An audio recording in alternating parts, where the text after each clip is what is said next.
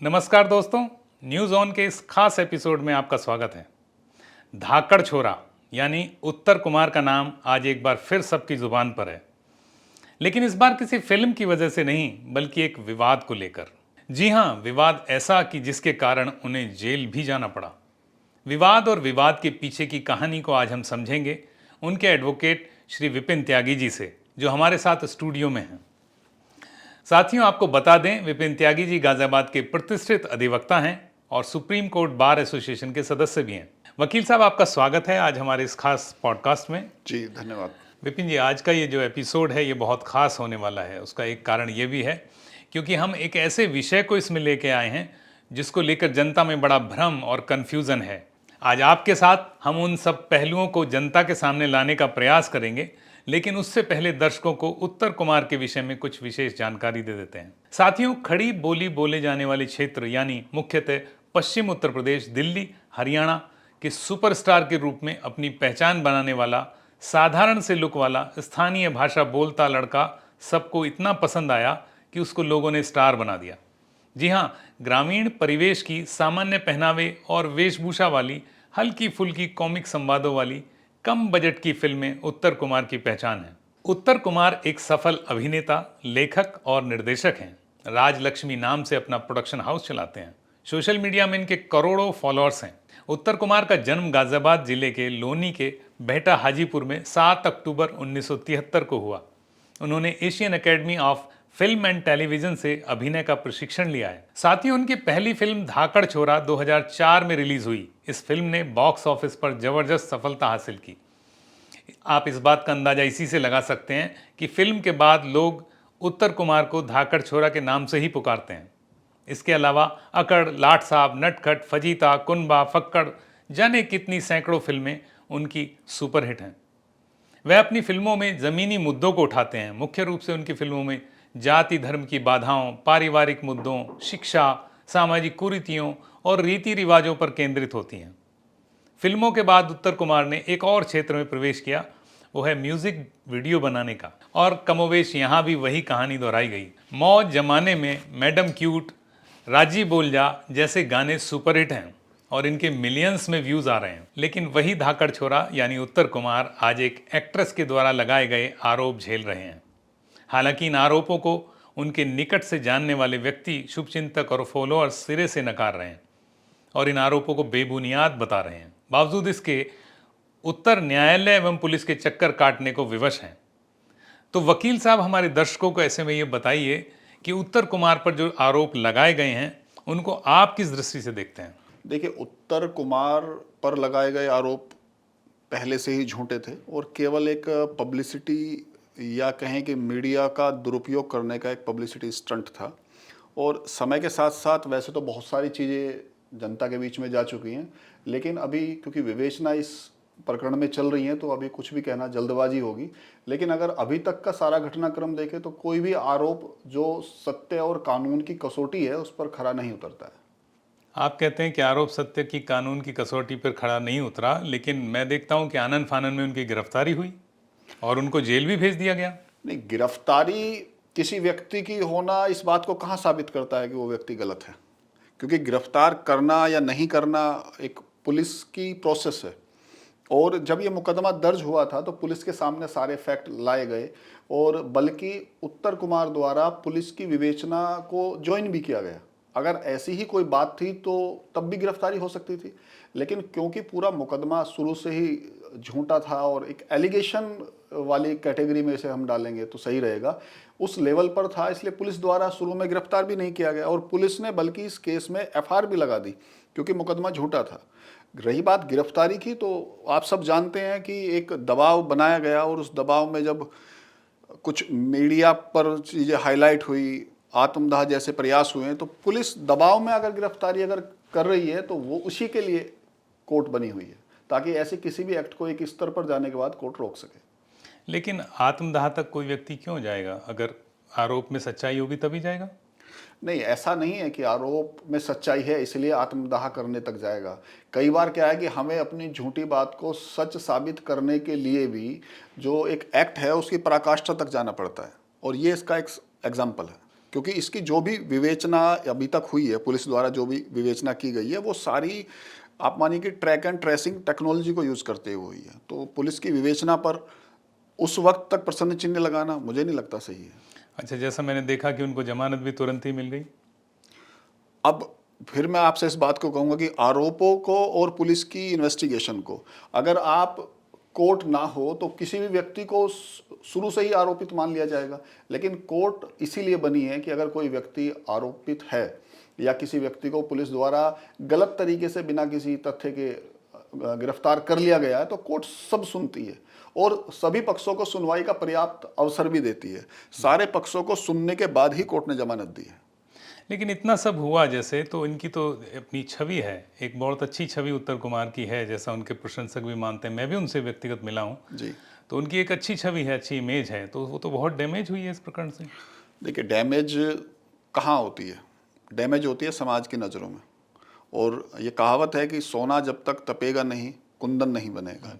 और ये प्रकरण भी निश्चित रूप से उनकी छवि को बहुत स्पष्ट, पहले से और ज़्यादा स्पष्ट करेगा, क्योंकि लोगों ने जो उनके शुभचिंतक हैं उन्होंने अपनी कसौटी पर भी इन सारी चीज़ों को परखा है। और इस प्रकरण को इतना समय चलते हुए हो गया है, मेरी सैकड़ों लोगों से बात हुई है इस प्रकरण में। सभी व्यक्ति उन्हें दिल से चाहते हैं। बहुत सारे ऐसे व्यक्ति हैं जो उनके साथ आज नहीं लगभग पिछले कई दशकों से काम कर रहे हैं, लेकिन आज तक कभी किसी प्रकार की कोई शिकायत किसी ने की ही नहीं है। अच्छा, जैसे मैंने देखा उनको, मैं स्टडी किया है, उनकी कुछ फिल्में भी मैंने देखी हैं, उन्होंने सैकड़ों फिल्में बनाई हैं और हर फिल्म में लगभग एक दो हीरोइन के किरदार भी रहते हैं। तो ऐसा आरोप पहले कभी उन पर लगा नहीं है। तो इस बार जैसे ये आरोप लगा तो इसलिए मुझे लगा भी कि उनके जो प्रशंसक हैं वो एकदम मुखर होके आए, सामने आए। लेकिन अगर इस तरह का होता व्यवहार में, क्योंकि वो अब उनकी आयु भी ठीक ठाक है, उनके बच्चों की शादियां हो गई हैं, विवाह हो गए हैं, तो ऐसे में ऐसा प्रथम दृष्टया लगता नहीं। मैंने कई बार पहले भी कहा है कि वो उत्तर कुमार नहीं, उत्तर प्रदेश के उत्तम कुमार हैं। और ऐसे व्यक्ति की छवि को यदि आप धूमिल करते हैं तो आप इंटेंशनली उस चीज़ को कर रहे हैं। शादीशुदा हैं लोग, पता नहीं इस इंडस्ट्री के कितने लोगों को उन्होंने एज ए मेंटर डेवलप किया है। वो लोग आज अपने अपने फील्ड में बहुत आगे काम कर रहे हैं।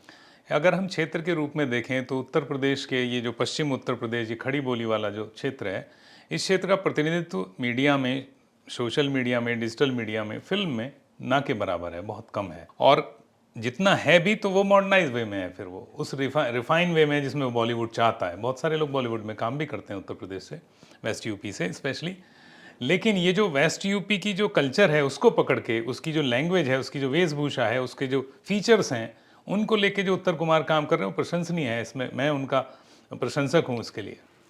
देखिए आप प्रशंसक वाली बात कर रहे हैं तो मैंने अभी आपको बताया ना कि अगर जमानत रात के 8 बजे तक कोई न्यायालय से आदेश आ रहा है, न्यायालय किसी आदेश को 8 बजे पास करता है और उसके बावजूद भी वहाँ पर सैकड़ों लोग केवल आदेश की प्रतीक्षा में रुके हुए हैं, क्योंकि किसी को नहीं पता कि आदेश पॉजिटिव होगा या नेगेटिव होगा, लेकिन उसके बावजूद लोगों का एक विश्वास उस न्याय के मंदिर पर है। लोग 8 बजे तक, 9 बजे तक वहाँ पर डटे रहे हैं, तो ये उनकी छवि निश्चित रूप से समाज के अंदर एक अच्छे व्यक्तित्व की है। तभी तो लोग इस प्रकार से उन्हें प्यार करते हैं और वहाँ पर डटे रहे हैं। जी। अच्छा, जैसे जमानत इनको मिली तो न्यायालय ने किस आधार पे यह जमानत दी होगी, थोड़ा सा हमारे दर्शकों को हमें बताइए।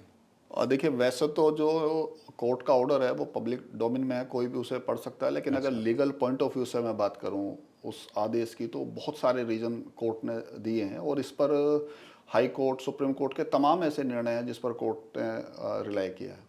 बहस के दौरान भी वो सारी चीज़ें आई हैं, लेकिन डिले एफआईआर या और बहुत सारी चीज़ें कि एफआईआर को किस तरीके से लिखा गया है, कोई स्पष्टीकरण उस पर नहीं था और जो आप कह रहे हैं उसके संबंध में कोई भी साक्ष्य नहीं था। ऐसी तमाम चीज़ों को देखते हुए कोर्ट ने इसमें जमानत दी है। जी। अच्छा, इसमें मुझे थोड़ा सा और जानना है, जैसे अभी तो क्या हुआ, उनको जेल भेजा गया, फिर उनकी जमानत हो गई, वो बाहर आ गए हैं, तो अभी उनके साथ अब क्या प्रक्रिया है, न्यायालय की क्या प्रक्रिया है, आपने क्या सोचा हुआ है? देखिए आपके इस प्लेटफॉर्म पर ये बताना कि हमने क्या सोचा है तो मुझे नहीं लगता, शायद अभी कुछ जल्दबाजी होगी इस विषय पर कुछ भी कहना। लेकिन जहाँ तक न्यायालय की प्रक्रिया की बात है तो कोर्ट की प्रोसेस में जमानत मिलने के बाद कोर्ट को जब तक इसमें चार्जशीट या एफआईआर ना लग जाए कोर्ट को उससे कोई कंसर्न नहीं रहता है। कोर्ट में अब उनके आने की आवश्यकता तब तक नहीं है जब तक पुलिस इस मैटर की विवेचना कर रही है। तो अभी matter going on, let's see what will be happen. जैसे आपने कहा कि विवेचना पहले पुलिस कर चुकी है, एफआईआर लगा चुकी है, तो फिर दोबारा से एफआईआर कोई नई क्रिएट होगी क्या? नहीं, दोबारा से एफआईआर अभी जैसे जिस प्रकार से पुलिस विवेचना कर रही है, तो वो पुलिस की विवेचना के ऊपर निर्भर करता है कि पुलिस उस केस को एफआईआर लगाती है या आरोप पत्र दाखिल करती है। अगर पुलिस को लगता है कि वही साक्ष्य है तो उसके अनुसार वो निर्णय लेगी पुलिस। जी। अच्छा, इसमें एक चीज़ और वकील साहब बताएं, जैसे हमें कुछ सोशल मीडिया पे कुछ ऐसी इनपुट मिली हैं, खबरें मिली हैं कि जिसमें ये भी है कि वो जो लड़की है जिसने आरोप लगाया है, वो कुछ उसकी डिमांड है, कुछ वो पैसे की डिमांड कर रही हैं। देखिए, सोशल मीडिया पर आपने यदि कुछ क्लिप्स या कोई भी ऐसा मटेरियल देखा है तो वो निश्चित रूप से गलत तो नहीं होगा, क्योंकि सब जानते हैं कि बिना किसी आग के कोई धुआं तो नहीं उठेगा। जी। लेकिन अभी क्योंकि वो पुलिस के पास मैटर है, पुलिस हर एंगल से उसकी जांच कर रही है, तो पुलिस की जांच में वो चीज़ें सामने आएंगी अभी। यानी इसमें कुछ सत्यता है ऐसा? हाँ, बिल्कुल सत्यता है, इसमें कोई ऐसी चीज़ नहीं कि सत्यता ना हो, लेकिन पुलिस की विवेचना में कोई हस्तक्षेप नहीं कर सकता, केवल अपनी बात कह सकता है। तो उस प्रक्रिया पे भी हमें पूरा भरोसा है। जी। यानी डिमांड का है, जो सोशल मीडिया पे कंटेंट जा रहा है उसमें सत्यता, आप भी कह रहे हैं कि कुछ ना कुछ सत्यता उसमें अवश्य है। तो मैं समझ सकता हूँ कि कोई ऐसी बड़ी साजिश, क्योंकि उत्तर कुमार पे अभी तक कोई इस तरह का आरोप लगा नहीं, तो इसका इससे ऐसा लगता है कि कोई बड़ी साजिश है, कोई बड़े लोग हैं जो लगे हुए हैं इस काम पे कि उनको डाउन करना है, उनको नीचे करना है। देखिए, ऐसा है कि बिना किसी साजिश या बिना किसी योजना के तो ऐसा संभव ही नहीं है कि ये सब चीज़ें भी हो जाए। दूसरी चीज़, निश्चित रूप से बहुत सारे वीडियो सोशल मीडिया पर आए हैं, आपने भी ध्यान दिया होगा, मेरे सामने भी आए हैं, कुछ लोगों के नाम भी उसमें आए हैं। लेकिन उन लोगों ने इस विषय पर किस तरीके से अपना पक्ष रखा है, तो ये अपने आप ही साबित हो जाती है कि किन लोगों की साजिश किस तरीके से उनको फंसाने की कोशिश की है। अच्छा, तो इससे ये भी कहीं ना कहीं स्पष्ट होता है कि एक बड़ी साजिश का वो शिकार इस समय हुए हैं। नहीं, ये तो निश्चित है कि उत्तर कुमार जी एक साजिश के शिकार हुए हैं, ये निश्चित है। उस व्यक्ति की अपनी ख्याति, लोगों का उनके प्रति प्रेम और लोगों का उनमें विश्वास, बहुत सारे लोग ऐसे हैं जिनको हो सकता है उस बात से परहेज रहा हो या उस चीज़ की एक जेलसी रही हो, तो उसको डैमेज करने के लिए इंसान कुछ भी कर सकता है। तो साथियों, आपने देखा किस तरह से उत्तर कुमार के जो वकील हैं, एडवोकेट हैं, विपिन त्यागी जी ने उन्होंने इशारा किया और साफ साफ संकेत दिया कि किस प्रकार से उनकी छवि को नुकसान पहुंचाने के लिए कोई बड़ा षड्यंत्र, बड़ी साजिश की गई है। हम भी यही चाहते हैं कि उत्तर कुमार निर्दोष साबित हों, इन सब चीज़ों से निकल के बाहर आएँ और एक स्वस्थ मनोरंजन जो वो देते हैं वो जनता को दें। आप हमारे स्टूडियो में आए, इसके लिए आपका बहुत बहुत धन्यवाद। इतनी सारी जानकारियाँ आपने हमारे दर्शकों से साझा की, जबकि ऐसे माहौल में जहाँ इस विषय को लेकर इतना ज़्यादा कन्फ्यूज़न है, सोशल मीडिया पे इतना सब कुछ चल रहा है, आपने अपना इतना समय निकाला और दर्शकों के सामने चीज़ को स्पष्ट किया, उसके लिए आपका बहुत बहुत धन्यवाद। जी, धन्यवाद। तो साथियों, आज के इस पॉडकास्ट में बस इतना ही। फिर मुलाकात होगी किसी अन्य विषय पर। नमस्कार।